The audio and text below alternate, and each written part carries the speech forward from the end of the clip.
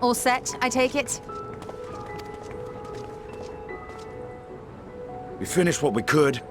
Delivered supplies, tracked down escaped animals. Trivial tasks as they may be.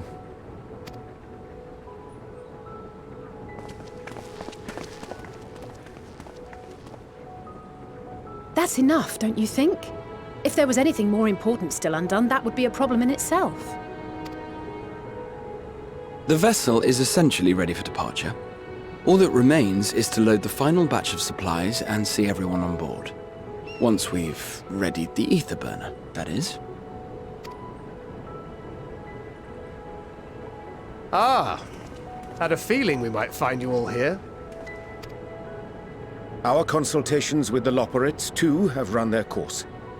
Pleased I am to say that our researchers' concerns have for the most part been allayed, though some insist on making adjustments to the very end. For their part, Livingway and her peers have graciously offered to stay and keep the people company, lest any lingering queries go unanswered. All that remains is to wait for the refined adamantite. Alphino, are you there? It's me, Cryo. Your special delivery has arrived. Round up everyone and come to the harbor at once.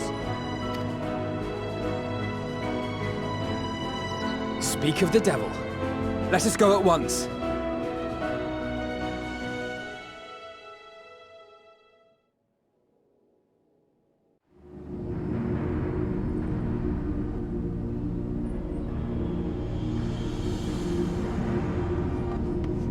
Forgive the intrusion, Master Fortuner. I bring urgent news. A great commotion has broken out in Scholar's Harbor. Your presence is requested, with all speed.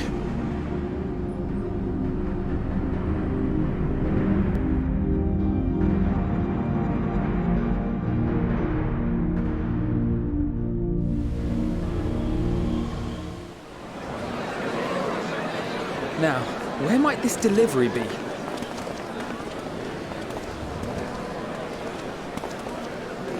Oh.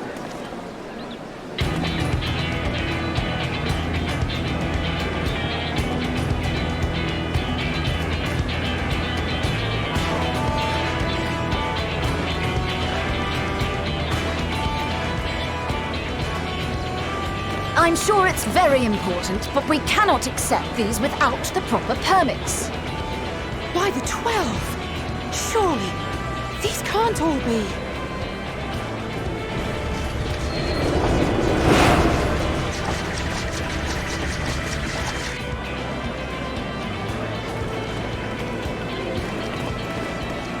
Bleeding hellfire! They're bringing them by sea and by air. All these folks in these crates.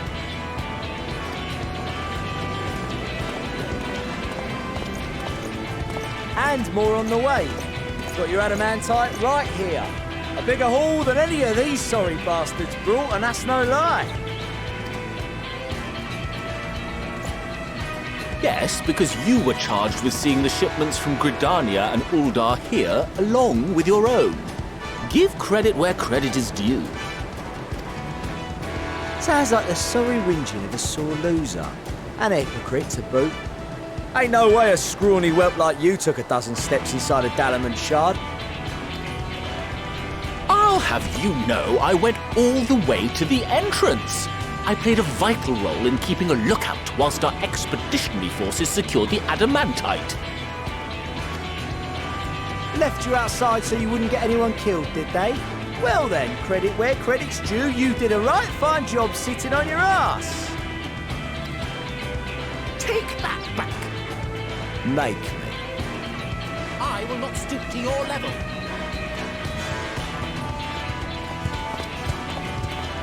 My, what a grand welcome party. Hancock and Saraban. We come bearing relics both sacred and elegant, as well as a few other gifts that may be of help, to be presented with best wishes from the Eastern Alliance.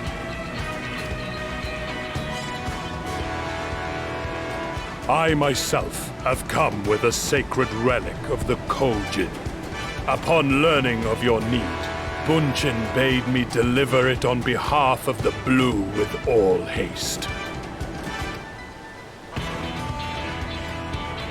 Fearing I could not swim here with the necessary speed, however, I thought to beg our Confederate allies for aid. To my delight, Hancock was already preparing for departure at the selfsame port, and had space for additional cargo. We did, of course, need quite the impressive vessel to get it all here in time.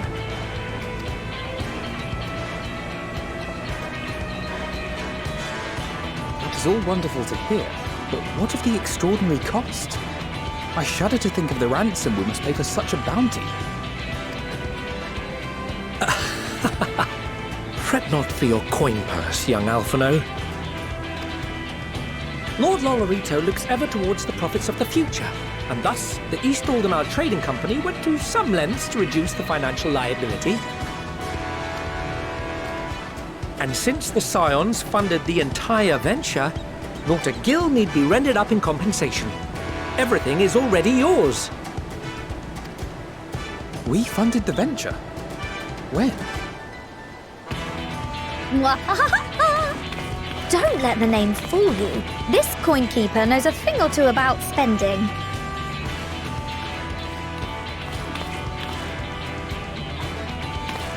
When it comes to capital investiture, a sprinkling of gil here and there will not do. You need enough savings to make waves when it really counts, which is why frugality is paramount. We also have the benefit of a generous patron. Generous being rather an understatement. She has supported us from the shadows since the very founding of the Scions. We even had coffers to fill. Mother! Millions. I remain, of course, an entirely neutral party. I simply thought our family's coffers were needlessly full. We can hardly take them with us on your teeny-tiny toy boat, now can we? And 'twould be a shame to leave all that hard-earned wealth unspent.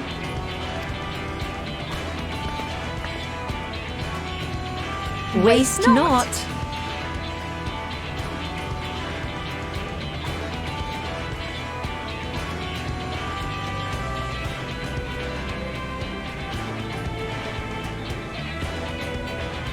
However did you manage so much in so short a time, then? We expected word to reach only a fraction of our allies. Did I not tell you I have my ways? Erenville, you were involved too. I received a letter from Cryo after we parted ways in Labyrinthos. She explained what the Scions were trying to accomplish, and why you might soon require the services of the Gleaners, spread across the world as we are. I pray you do not interpret this as a betrayal of Charlotte.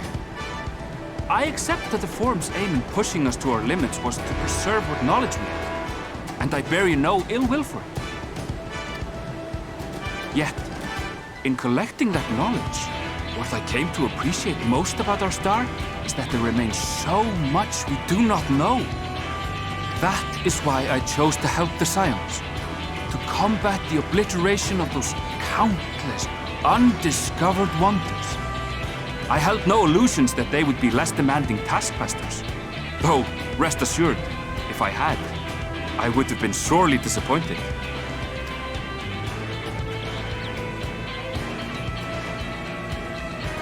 To make a long story short, the whole of the guild ship cooperated to ensure your call was heard far and wide.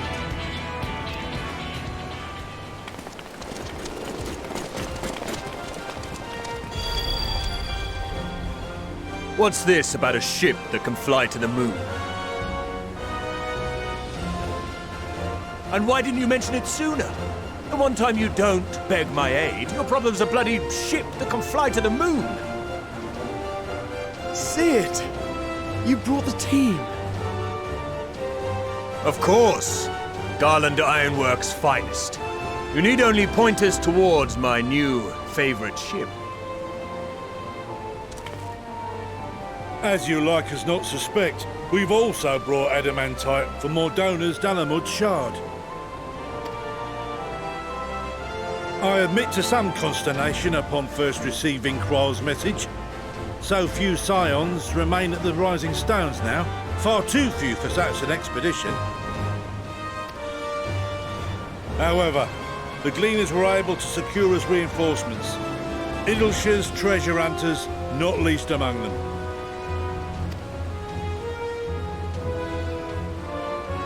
Fascinating as all this is, I fail to see how it explains your presence here. Does Razat Khan not have more pressing concerns?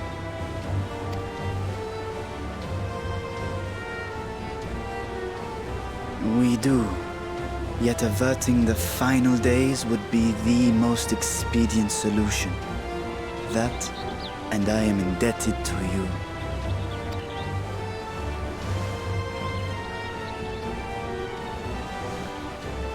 Though they chose to take their leave of Thavnair, those you saved in Garlemald remain my people. My gratitude is beyond words. 'Tis appropriate that I aid you in kind. If in the doing we bring salvation to others of this star, so much the better. You will recall that I spoke of my father, Midgard Sommer, and his journey across the great expanse. As he traveled betwixt the stars, his resplendent scales drank of the ether in those nigh empty surrounds, and imparted to him the strength to persevere. Thinking they might further your cause, I called out to my kin for consent. Ashdaya's answer was silence, as ever. Tiamat and Chrisvelgre, however, responded favorably to the suggestion.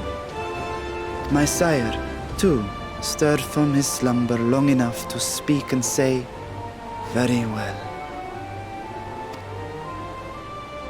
Thus have I brought you his own worm scales. Fit them to your purpose, and seek a worthier fate for us all.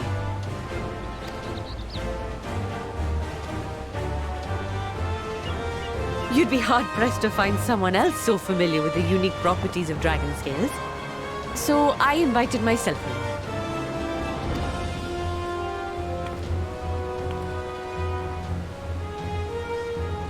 Look at me, this is so unbelievable. I've gone right back round to believing it again. Forget a 6% gain in efficiency. With all these goodies, we could get 7, no, 10, no, 14 bleeding percent. Think of how far we could go! What we could do with that much power! What we could blow up! If Kokol is duly convinced, then it must be true. In which case, the Scion's end of the bargain has been fulfilled. Would you not agree?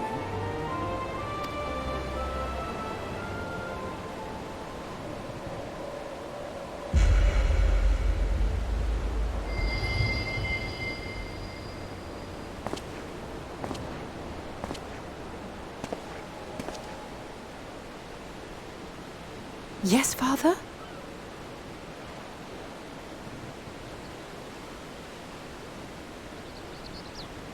I know not what you seek of Hydaelyn, nor for what purpose you would take command of our ship. Yet this much is certain. To do so will be to dictate the fate of this star and the lives upon it. The lives of each and every creature, in their magnitude and their fragility. Do you understand? And are you prepared?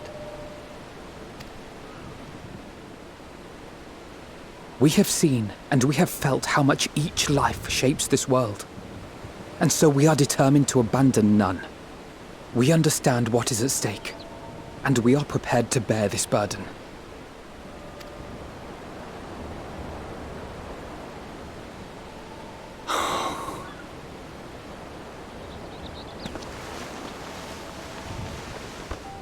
Then I will bear it with you. I beg you, share your struggles with me. As family.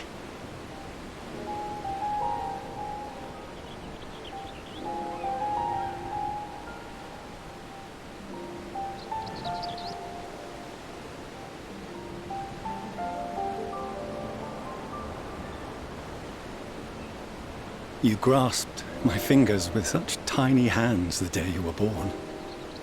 I thought my heart might burst. It was love and happiness beyond expression. Overwhelming. And a conviction so powerful that I trembled with something close to rage. I had heard the final days foretold. I swore to myself then and there that I would not let them steal your futures.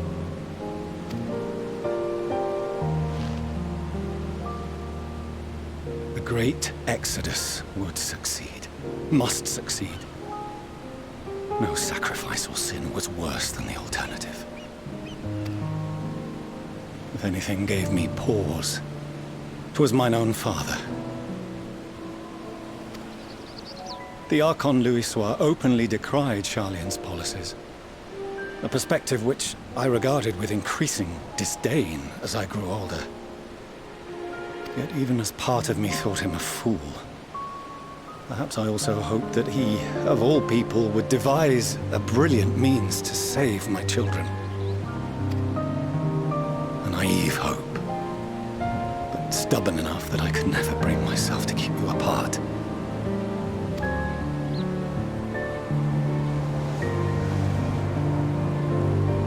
No, that was his doing, when he perished at Cartano. As we pulled that twisted slab of Bahamut from the sea, I remembered the warmth of your newborn touch. Chastened, I vowed never again to suffer any interference in my mission to protect you. No matter that you yourselves wished otherwise. Detest me, fight me tooth and nail, I would suffer it, and more, and be satisfied so long as I could force you onto the ship.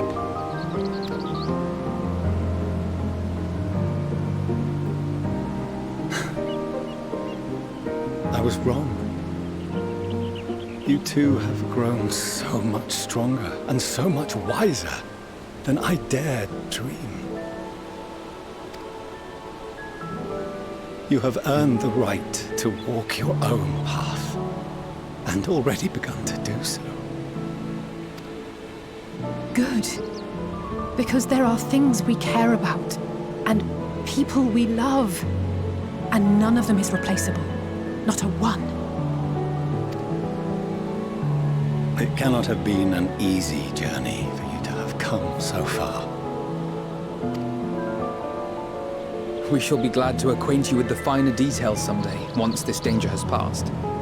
All that we have seen and heard, that we have felt and learned in our travels. Ours is not a kind world, but it is beautiful. Always. Oh no. Are you quite sure that's wise? After all, someone turns pale and flees the room when he sees so much as an envelope containing word of your adventures. Whatever will happen if he learns what you were really up to? Millions.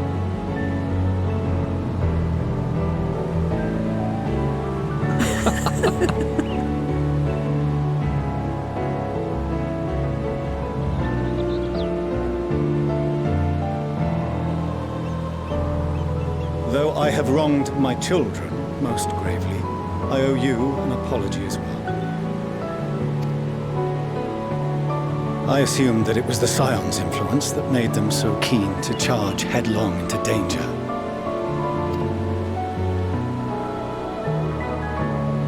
Yours, in particular. I see now that said influence instead brought them together with the many fine people gathered here today. In which case, I hope you continue to guide them.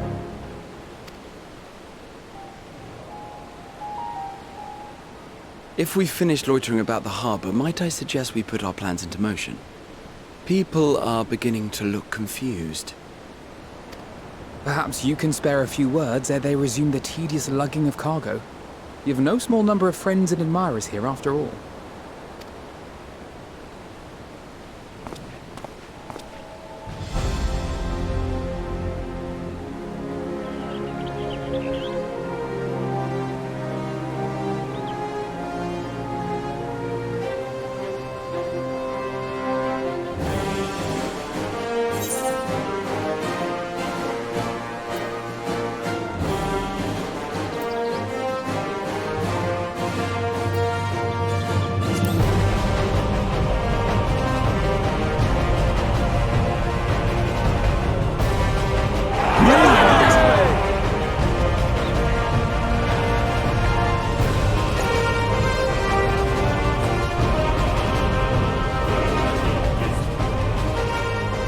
Your assistance is appreciated.